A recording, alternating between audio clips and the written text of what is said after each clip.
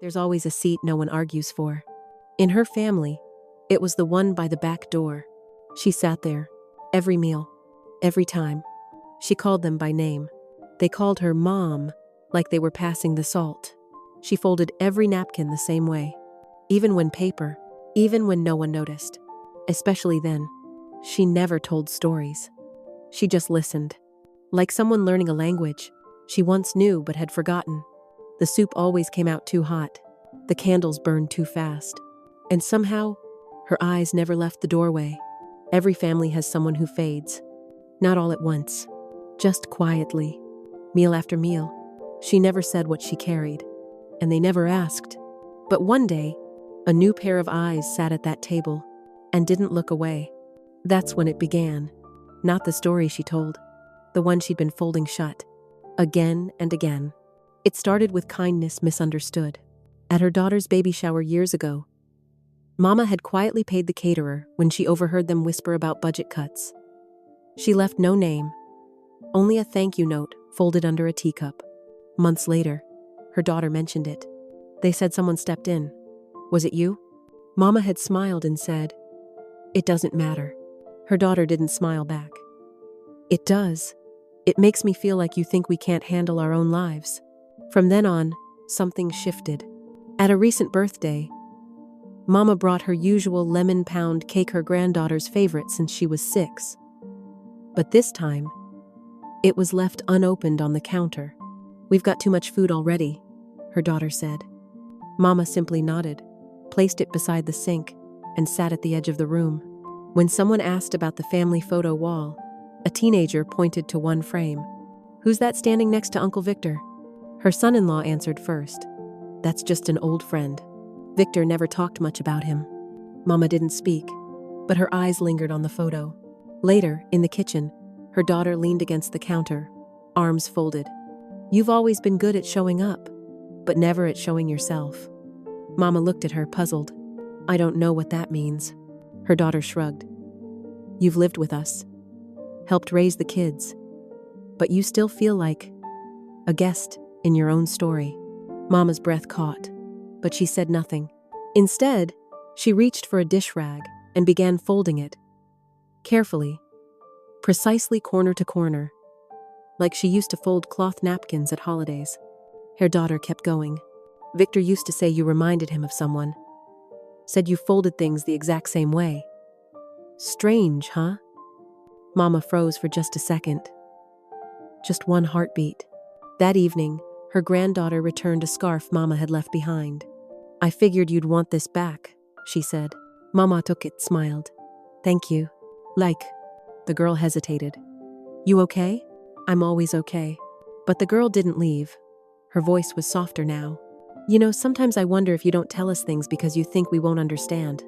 But maybe we just want to be let in." Mama met her gaze. There was no anger in it. Just something quieter. Something almost like letting go. Later at dinner, the house was full of laughter. Plates passed. Glasses clinked. Mama stood, placed her napkin on the chair, and reached for her coat. "I think I'll head home." Her daughter looked up, surprised. "You sure?" "I'll let you enjoy your evening," Mama said, smiling gently. As she stepped outside, the air felt sharp, not cold. Just sharp enough to feel.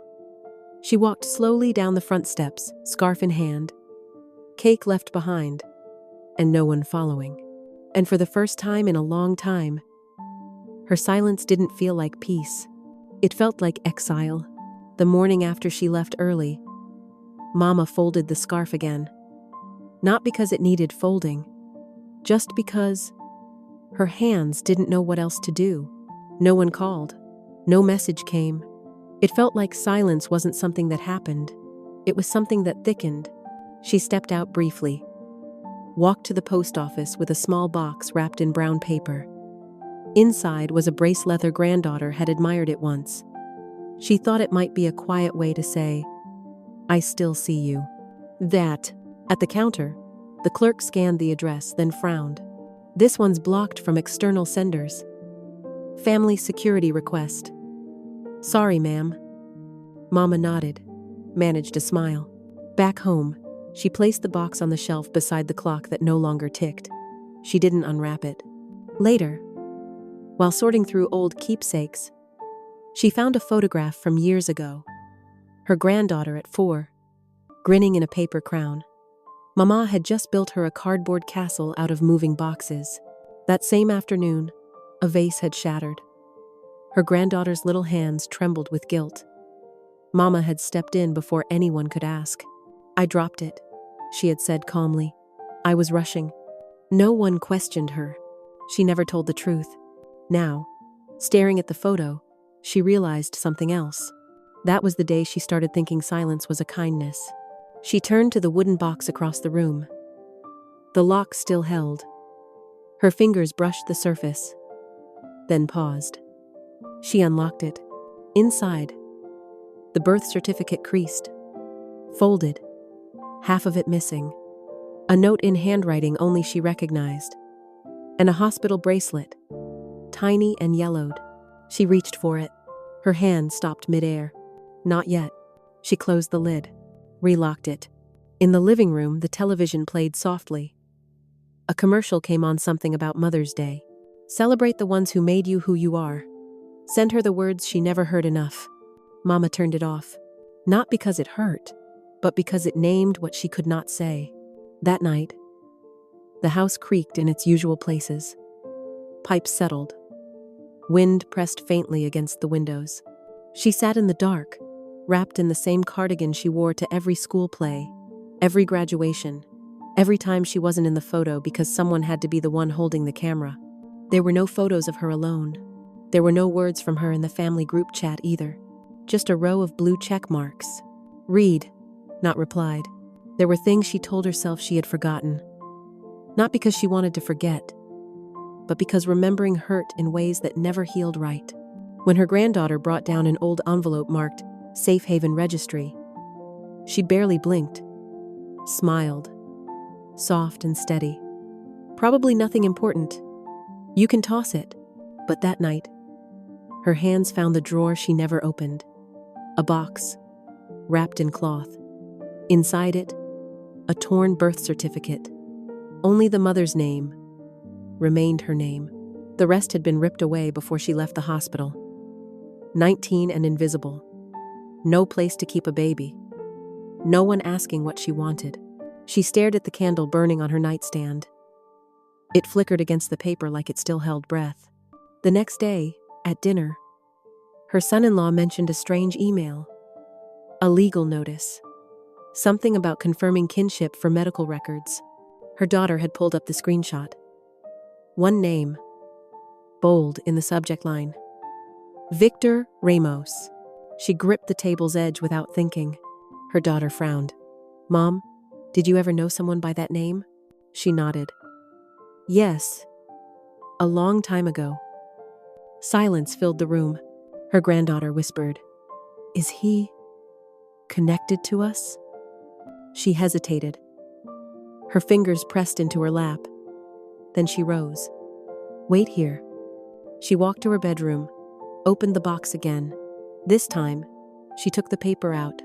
Also inside, a photograph. She had never shown it to anyone. It wasn't even supposed to exist. Someone at the hospital had taken it without her asking. A nurse, maybe. The baby swaddled in yellow. A small mark on the wrist. Like a crescent. She returned, holding it all in her hands. "I didn't mean for it to come out like this," she said. They waited. "When I was 19, I gave birth to a baby boy. They told me I couldn't keep him, that it would ruin my future. I didn't fight hard enough." She handed the photo to her daughter. "That's him." Her son-in-law leaned forward, stunned. "That's my brother." Her voice didn't break, but her chest tightened. "I didn't know at first. Years later, I saw his name on a school program. Then again, in an alumni magazine, I saw his picture.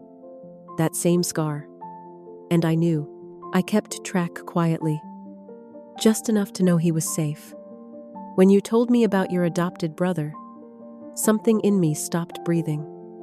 Her daughter looked at the photo, then back at her. "Why didn't you say anything? All these years?" She looked down. Because I thought I didn't deserve to. I let him go. I gave up that right. But the truth never left me. It sat right here. She placed her hand over her heart. Then, when you married into his family, when he stood at your wedding and gave that speech about belonging, I knew the world was rounder than I thought. That night, she stayed up late, writing. The first letter, for Victor, she wrote it once, then again, then again. The fourth version, she didn't fold right away.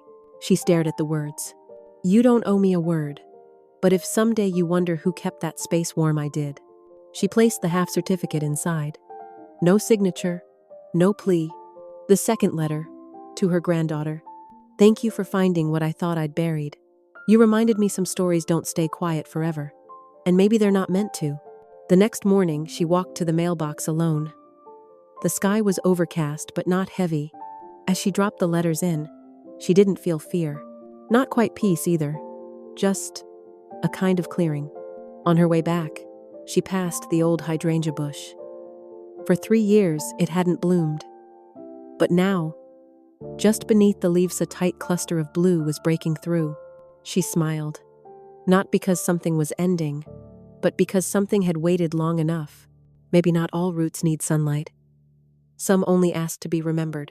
She made the appointment herself. No one knew. No one was meant to. She wore her navy blue coat, the one with the inner pocket, where she kept decisions she never said aloud.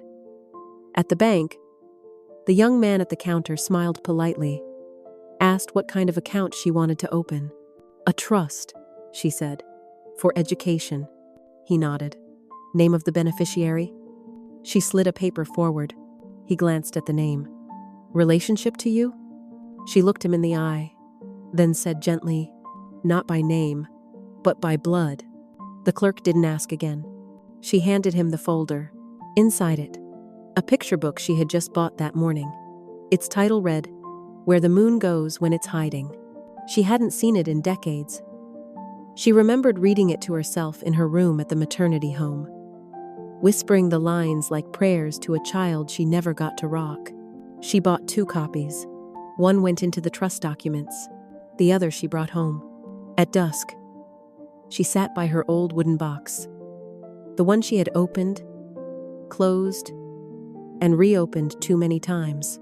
She added the second copy of the book beside the birth certificate, the hospital bracelet, and the letter still sealed. She didn't lock the box this time. That evening, she made carrot soup with thyme.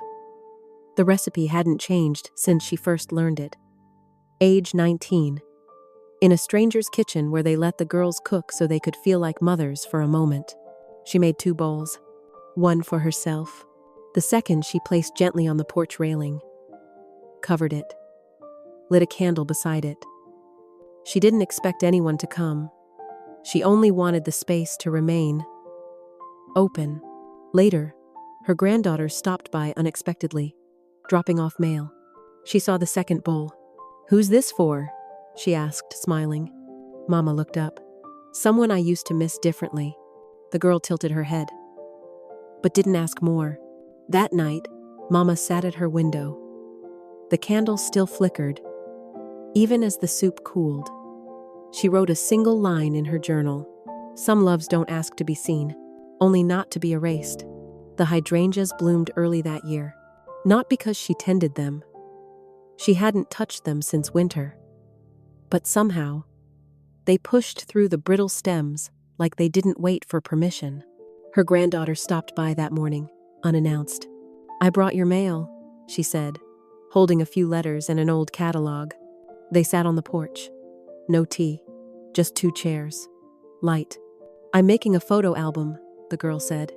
There aren't many pictures of you. Mama smiled. That's how it's always been. I know, the girl replied. But I think some stories wait to be held. A long pause settled between them. The wooden box rested by Mama's chair. The girl glanced at it. Can I ask what's inside? Mama didn't reach for it right away. Instead, she asked quietly, Why do you want to know?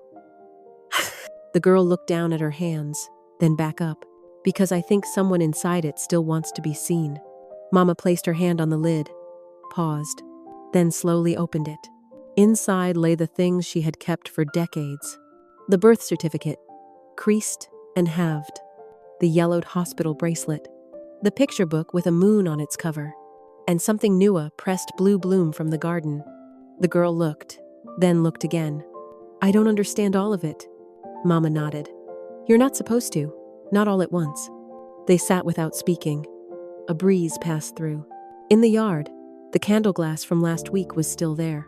The wax was gone, but the wick remained, curled and quiet. The girl reached out, gently covering Mama's hand. Mom says it's better not to dig into the past, she said. But I think it depends on what you plant. Mama didn't reply, but something inside her loosened. As the sun shifted, a soft light crossed her face. She closed her eyes. For the first time, her silence didn't press in. It opened like a window. She never needed to be explained. She just needed to be seen. Not every silence means forgetting. Some just needed the right eyes, at the right time, to be read for what they are. Love, folded too many times to speak. She didn't return to the table, but something stayed behind. A napkin folded just so, still sat by the empty chair, untouched, unfolded. And maybe that's enough. If this reminded you of something unsaid, you don't have to speak it now. Just don't pretend it never happened. We're still listening, even in the quiet.